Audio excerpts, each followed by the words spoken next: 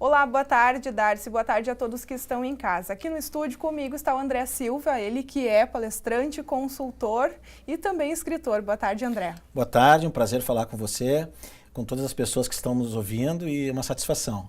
Tá bem. André, me conta uma coisa, porque trabalhar com vendas é preciso conhecer e saber do produto. Como que um bom vendedor se forma? Ele se forma através do próprio autoconhecimento que ele precisa investir. Eu vejo vendedores despreparados, não investindo em si, não investindo em leitura. Tem um dado, tá, pela revista Venda Mais, na qual eu escrevo para a revista Venda Mais, que o vendedor não consegue ler muitas vezes um livro durante um ano. Então, como é que ele vai ter o conhecimento necessário, suficiente para poder atender um cliente que está super bem informado, com as informações da internet, com as informações nos jornais, com os meios eletrônicos, com as mídias sociais, com o Facebook? Então, ele precisa entender, primeira coisa, que ele precisa dominar tecnicamente o produto, precisa dominar a concorrência, precisa dominar as técnicas para poder atender os clientes. Tem, inclusive, uma técnica muito interessante, que é a técnica do chá. C de conhecimentos, onde eu conheço o produto, conheço o mercado, conheço o cliente. H de habilidades, que são as técnicas de negociação que ele precisa saber, desde o planejamento até o pós-venda, e a atitude. Essa é uma das coisas mais difíceis de trabalhar no vendedor. Porque ele pode ter conhecimento, pode ter técnica. Agora, se ele não tem atitude, se ele não tem motivação, ele não consegue completar o trabalho dele de uma forma adequada.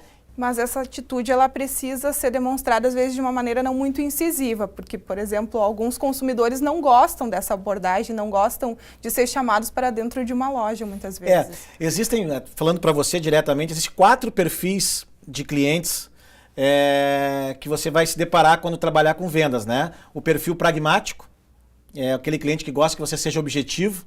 Então é aquele cliente que diz, seja objetivo com esse cliente, não seja prolixo.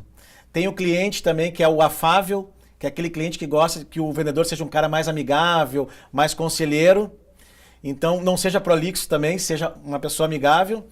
Tem o terceiro perfil, que é o analítico, que esse é o mais difícil, que os vendedores se queixam muito nas minhas palestras. André, como é que eu atendo o analítico? Esse você tem que dar informações detalhadas do seu produto, do mercado. Você precisa demonstrar que tem know-how no que está fazendo. E o quarto perfil é aquele perfil expressivo. É aquele cara que chega na loja gritando, falando alto, contando piada. Esse você precisa elogiar ele, porque ele é movido pelo ego. Então você precisa se adaptar ao perfil. Quando o cliente estiver entrando na loja, você estiver atendendo numa visita, a primeira coisa, qual é o perfil do meu cliente? Ele apertou minha mão, não me apertou? Como é que ele me olhou? Ele deu um sorriso? Dou um sorriso também? Sabe? A gente tem que entrar em sintonia com o cliente para que aí sim flua a negociação. E é possível que o vendedor conheça o cliente já numa primeira visita, uma primeira...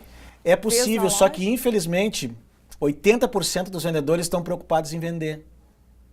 20% dos vendedores estão preocupados em entender o porquê que o cliente precisa comprar. Eu faço uma dinâmica na palestra.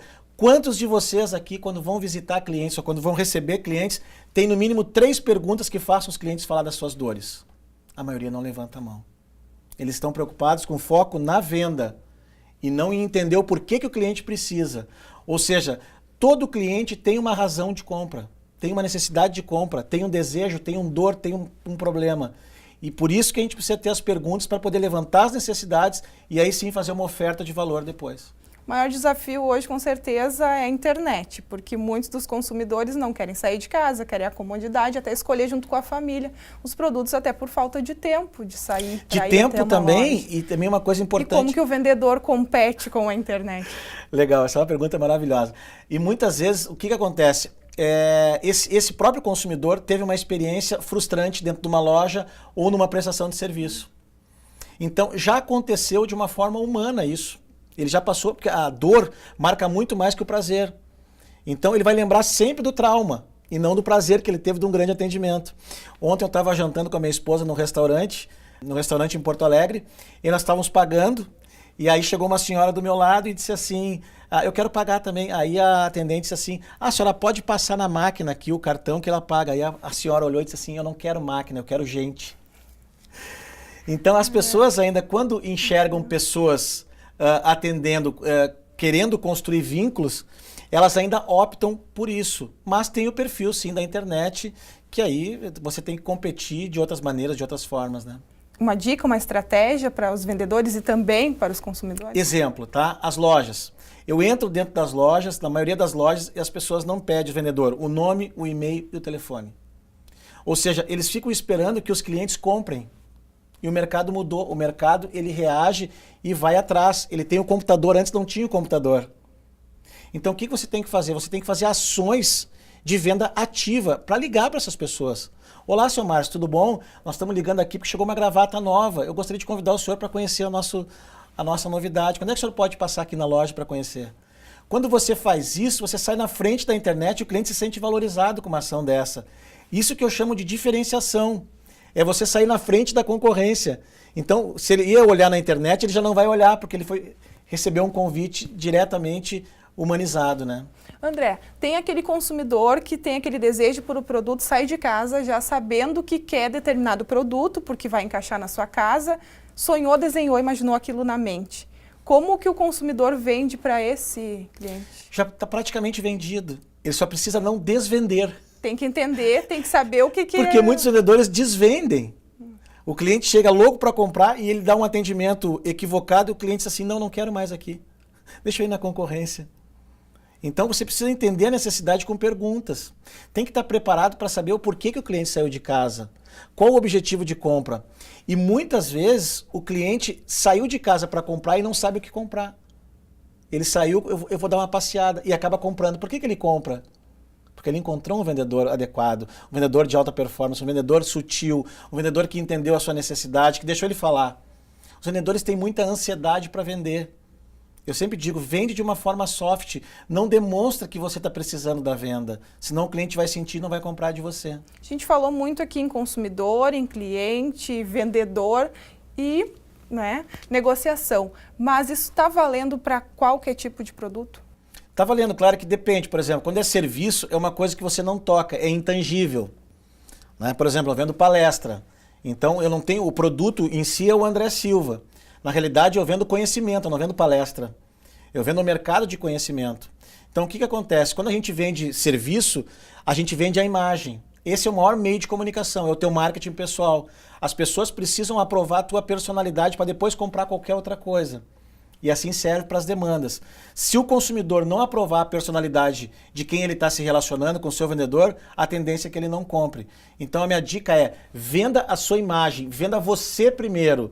Não seja chato, não seja inconveniente, entenda o limite, o tempo do cliente, para depois você poder entrar em sintonia com ele e aí concluir o negócio. Por que eu pergunto isso, André? Porque tem alguns produtos que a gente sabe, que a gente, por exemplo, costuma consumir e que se vendem porque são bons, mas aquele vendedor às vezes estava desempregado, tem uma oportunidade de determinada loja e avalia que aquele produto que ele tem a vender é difícil de vender porque não é bom. Como um vendedor trabalha, se capacita e consegue atrair consumidores? Ele tem que trabalhar as certezas absolutas dele. Essa é a questão. Se ele tem convicção e certeza absoluta que ele não vai vender, ele já sabe que ele não vai vender.